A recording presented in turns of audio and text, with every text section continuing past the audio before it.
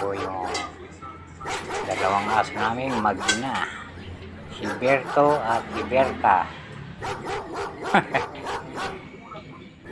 Ayan, yung pong inahin, ayun po yung nasa tagiliran.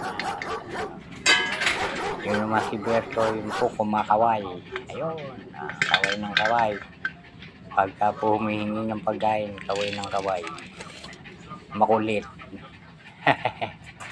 Magkatulad sila ng balahibo. Pareha sa pareha. Hello mga followers. Good evening na. Ngayon lang po ako nakapag-post dahil nakipaglibing.